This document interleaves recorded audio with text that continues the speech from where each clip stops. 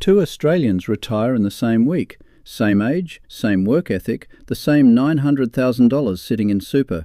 They draw the same income, and on paper, their retirements look identical. But one of them pays no tax at all on what their super earns. The other quietly hands the tax office around $8,000 a year for the rest of their life and never finds out why. The difference between them has nothing to do with how clever they are and everything to do with information. One retiree knew something critical, the other didn't. That information is the difference between paying 15% tax on your super's earnings and paying nothing. Over a full retirement on a balance like that, the gap between those two people adds up to well over $200,000. Today, my job is to ensure you're on the right side of that line. My name is Jeff McDonald, a retired accountant who spent nearly 4 decades ensuring my clients knew what they were entitled to in terms of tax, super, and the aged pension. These days, I spend my time sharing my knowledge to ensure ordinary Australian taxpayers keep every dollar that they're entitled to. Click on the subscribe button so you don't miss valuable information, and it helps other Australians find this channel too. This retirement mistake is simple, it's easy to fix, and costs nothing to implement. Here's the thing. Almost nobody explains about your superannuation. From the day it's switched on, your super is always sitting in one of 2 phases, and the phase it's in decides how it's taxed. While you're still working, your super is in what's called the accumulation phase. Money goes in, it gets invested, and every year the fund earns something on it. A bit of interest, some dividends, some capital growth. On those earnings, the fund pays tax of up to 15%. 15% is far less than you'd pay on the same money in your own ComSec trading account. So, there's no mistake there, that's just the cost of running the most tax-friendly savings account in the country. But then you retire, and here's what catches people out. Your super does not automatically change phases when you stop work. It doesn't know you've retired. It just keeps sitting there in accumulation phase, quietly paying that 15% on its earnings year after year, exactly as it did when you were 45. The second phase is critical. You don't get moved into this phase without asking. I'll repeat that. You don't get moved into this phase without asking. It's called the retirement phase, and you get into it by starting an account-based pension. An account-based pension is just your own super, your same balance, invested the same way, moved into a different phase, a phase where it pays you a regular income and where the tax on its earnings drops to 0. Not reduced, 0. The fund stops paying that 15% entirely. Same money, same investments, same person. The only thing that's changed is which phase the account is in. And that one change is worth a fortune across a retirement. So, why on earth doesn't everyone do it the moment they retire? 2 reasons. The first is that nobody tells them. Your super fund generally won't move you across on its own. The default is to leave you exactly where you are. There's no letter in the mail saying, "Congratulations on retiring, how about we stop the tax now?"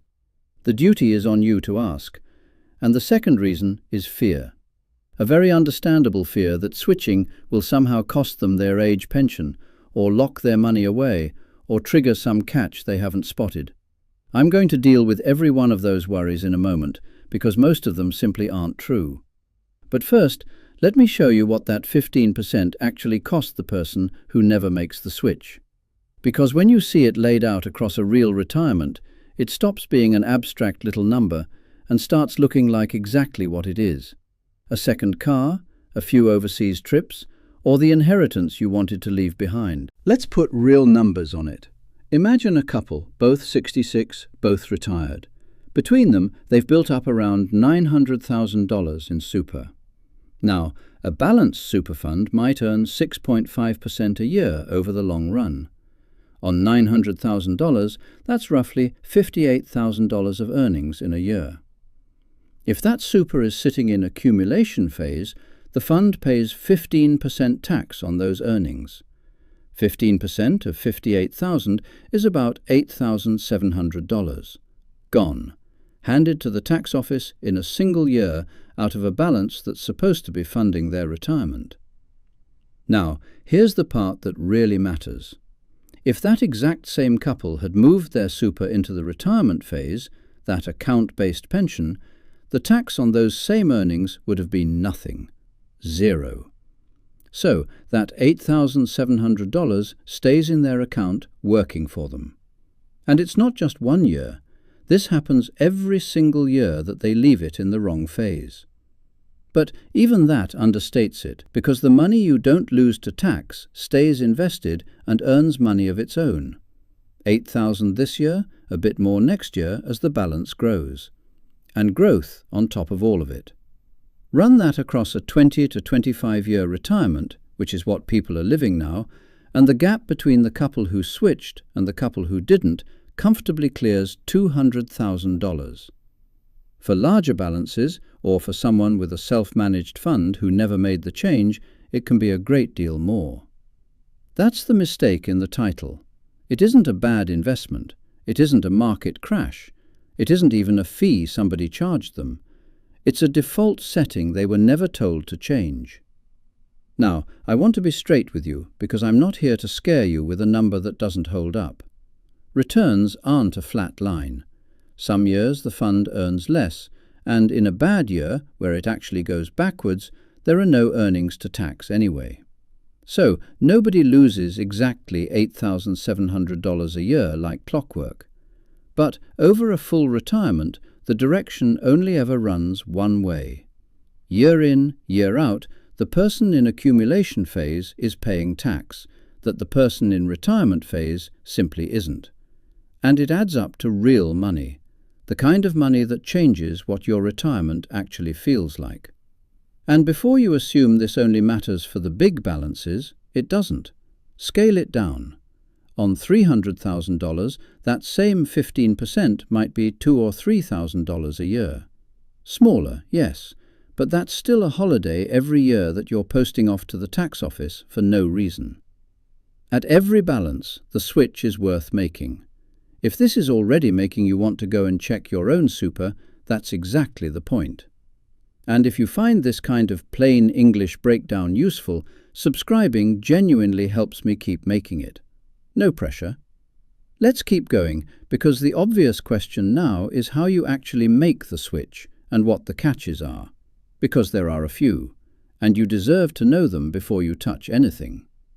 So, how do you move from accumulation phase into the tax-free retirement phase? The first thing you need is what the rules call a condition of release. That sounds technical, but in plain terms, it just means you've reached the point where you're allowed to get at your super. For most people retiring today, you've met it if you've stopped working after the age of 60. And there's an even simpler one. Once you turn 65, you can start an account-based pension whether you've retired or not, no questions asked. So, the large majority of people watching this have already cleared that hurdle. You're allowed, you just have to ask. From there, it really is mostly paperwork. You contact your super fund and tell them you want to start an account-based pension or a retirement income stream, which is the same thing. They'll have a form. Your balance moves across into the new phase, and you choose how often you'd like to be paid. That's the information from the start of this video. That's the whole thing, except it isn't a trick at all, which I'll come back to. But I promised you the catches, so let's go through them honestly, because they're the reason people hesitate. The first one is the minimum drawdown. Once your super is in retirement phase, the government requires you to draw out a minimum income each year. Between 65 and 74, that minimum is 5% of your balance a year, and it steps up as you get older. For some people, that feels like a catch. I have to take money out, but I wanted to leave it growing. Here's how to think about it. That 5% isn't a tax, and it isn't a loss. It's your own money coming to you tax-free. If you don't need to spend all of it, you simply keep it or reinvest it in your own name. And whatever small inconvenience that is, it's dwarfed by the tax you stop paying. You're not losing the money, you're just receiving it. The second catch is a limit on how much you're allowed to move into the tax-free zone.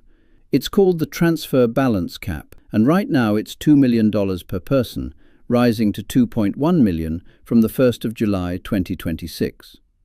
Anything above that has to stay back in accumulation phase. For the vast majority of Australians, that cap is nowhere near a problem. It's a limit on the very largest balances, but it's worth knowing because if you're fortunate enough to be near it, that's exactly the situation where you want a licensed advisor walking through it with you. And the third one is the big fear, the one that keeps more people stuck than any other. Won't moving my super hurt my age pension? I want to put this one to rest clearly because the fear is costing people thousands. Once you're over pension age, Centrelink assesses your super the same way, whether it's in accumulation phase or retirement phase. The same balance counts under the assets test. The same deeming rules apply under the income test. Switching phases to save yourself that 15% in tax does not reduce your pension by a single dollar. The thing people are most afraid of simply doesn't happen. So, let me say the quiet part out loud, because this is what today is really about. The people who pay for advice, the people running their own self-managed funds, the people who read the fine print, they made this switch the very week they were allowed to. They've been earning tax-free for years. The person who gets caught by this is almost always the one who did everything right, the hard way, saved carefully, never paid for advice because money was tight, trusted that if something this important needed doing, surely someone would tell them. And nobody did. Same rules for both of them, two completely different outcomes. The only real difference is who was let in on it. This is not a loophole, and it's not a clever scheme. It's the way the retirement system was designed to work. It just doesn't switch itself on. Today, I'm letting you in on it. You're allowed to be on the other side of that line. So, if you take one thing from today, let it be this.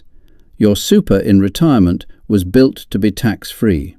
The mistake, the one quietly costing people more than $200,000, is simply leaving it in the wrong gear after you've stopped working. Here's exactly what to do about it, and you can start this week. First, find out which phase your super is actually in. Ring your fund or log in and ask one simple question. Is my super in accumulation phase, or have I started a retirement income stream? A lot of people genuinely don't know, and the answer tells you everything. If you've retired or you're over 65 and the answer is accumulation, that's your signal. Then ask the follow-up. What do I need to do to start an account-based pension? And are there any costs or fees to move across? If you'd like to see the difference in your own dollars before you do anything, the government's free Money Smart website has an account-based pension calculator you can play with. And if you want to understand how the switch sits alongside your age pension, Services Australia runs a financial information service that's completely free, and their officers can talk you through your own situation with no sales pitch attached. If your affairs are more involved, a self-managed fund, a large balance near that cap, or money spread across several places, that's the point to sit down with a licensed financial advisor and have it done properly. And that's the honest caveat I'll always give you. Everything today is general information to help you understand a rule most people are never told about. It isn't personal advice, and your own situation deserves a proper look from a licensed financial advisor, a registered tax agent, or that free financial information service if the age pension is part of your picture. But please, don't let this be one more thing nobody told you until it was too late. Ask the question. It might be the most valuable phone call you make all year. I'm Jeff. Thanks for spending this time with me. Now go and check which side of that line you're on.